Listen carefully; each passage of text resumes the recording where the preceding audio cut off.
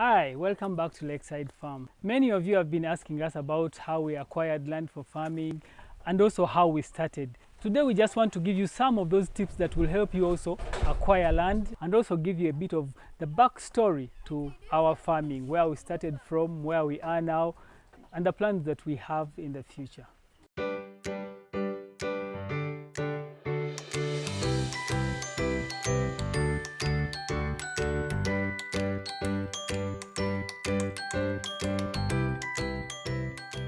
First and foremost, for us, it was about creating relationships. It is relationships that helped us get this land. We came to this place, we had a house help whose father was living here. We had just brought her to see her father. We saw the area, we liked it. And we looked for people who owned it. We made friends around the village. And through those channels, we were able to still make the people who own this land our friends. What this benefited us is when we created relationships with these people, they allowed us to pay for this land in installments. And this will amaze you, but we paid for this land for over 2 years, paying installments until we actually owned it fully. But it's very hard to find someone, a random person, who will allow you to pay for land in installments for 2 years. So you need to create relationships first. Everywhere you go, be a people person. It will actually help you to acquire land easily. The truth is, you have to have some money on you to find land. Almost everywhere in Uganda now, land is a very lucrative business. People are selling land expensively and people are selling land to make a kill. You have to go to areas that you feel like that will do you justice in everything you're planning. What we did for us is we moved away from the hustle and bustle of the city. We are in a place called Bonankanda and it's very far from Kampala, definitely. But we came to this place about 3 years ago and it was still remote. You cannot find good land for farming in the city. First of all, almost everywhere has been bought off. Secondly, even if you access land, it will be very expensive. Now, I've heard about people saying you can't buy land far from the city. You need to buy land where you can easily access markets. You can't buy land where the markets are far. You can't buy land where the roads are not so good. Now, all those things you can consider when you're going to buy land. But I'll tell you this, everywhere you find good roads, land is expensive. Everywhere you find that electricity is already there, land is expensive. Everywhere you find the water grid, land is expensive. So go to the villages where these things have not yet reached. You will be able to get land at a cheaper cost. But remember, Uganda is growing very fast. Very soon, you will see that water will come to you, electricity will come to you, and the markets that we so much desire can be created.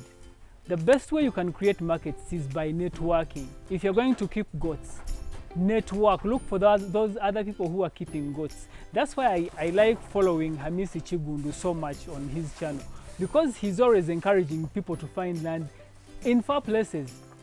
And in the areas where he has gone and done his farming, these things are not there, but still he is able to sell his goats. You can never find him saying he doesn't have market for his goats. So don't be intimidated by people telling you you cannot buy land where the roads are bad, you cannot buy land where there is no electricity, you cannot buy land where you have to go very far into the villages. No, buy the land where you can find it. Think about expansion. In the city, it's very hard. You cannot just expand just like that. It is very expensive and it's hard to find someone who's selling. But in the village here, like if I woke up tomorrow and I have more money, people are ready to sell me land around here. I can expand easily provided I have the money. So think about expansion. We grow every day. And when you're going to start a farm, I'm sure you have a plan of growing. If you're limited by land, you cannot expand. Also think about the fact that you want to grow food for your animals. Here in the village, you can grow food for your animals. You can find food for your animals from other people's land where they have not yet started developing. So think about those things as you're looking for land. Now, a lot of people worry about soil fertility when they are looking for land, and that becomes a challenge for so many. And even us, when we are coming here, you know, usually places that are close to the lake have very low fertility because they are usually steep areas, and when erosion comes, it usually takes all the fertility. And when we came here, the land was so barren, we couldn't grow any food. But as we went on, we realized that we can actually do something, because when we started keeping animals, goats started giving us the dung, and now we use the dung to fertilize the garden. Now we can grow some matoke for ourselves, just a few stems of matoke around, and we are able to grow food for ourselves even if we don't live here, but we come here and go with the matoke.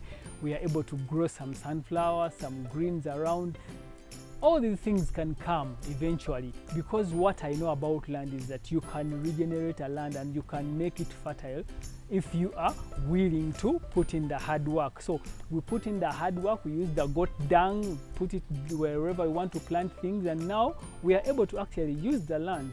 So when you're going to buy land, soil fertility shouldn't be a really big problem to worry you, because you can regenerate this land. If people have already cut the trees all around, plant some trees. That's what we have done. We've planted trees. People had cut trees all around this place, but now at least we can see some trees. We've been in this area for 3 years, but now the place has started looking green again. We can grow matoke, we can grow sunflower, we can do a lot of things. So soil fertility shouldn't be a problem. It shouldn't worry you. As long as you can keep animals, animals will be the one to regenerate the land. If you have pigs, if you have goats, if you have chicken, all the dung that comes from those things will help you to regenerate the land. 3 years ago we came to this place. We had a house help who was living here with her father, so we had brought her to see her father, and then we saw the land. It was by the lake. We decided to start looking, and when we started looking, they saw this area for us, and we started buying. We started with buying 1 acre, and we bought that acre in installments. We finished it. They showed us another acre. We bought it in installments. They showed us another one, just like that. And we were able to own what we have now. And from there, we went and got ourselves 10 local goats. Those 10 local goats were here for quite some time. We passed through a lot of challenges. These are some of the things you have to know when you're going to start farming. You don't just make it in one day. It's a process. So we passed through those challenges. We didn't have where to keep our animals. We were renting a small room where we were keeping our animals. They were getting worms, they were getting pneumonia. There are so many things. And then we eventually decided to put up this structure. We were able to put a fence around where they stay now, the exercising yard, their house, and now we also put this where our male goats stay. And the journey is continuing. So that's basically our story, but there are so many things we are doing here. We have some rabbits, we have chicken, and the chickens are doing well, by the way, because we get money from them to also take care of these other things, the rabbits and the goats. And basically that's our story. I'll find some other time to actually take you down the memory lane in a single video, which is basically just about that. So that's what we have for you today about finding land and our story in brief. Thank you for being here. Until next time, see you then.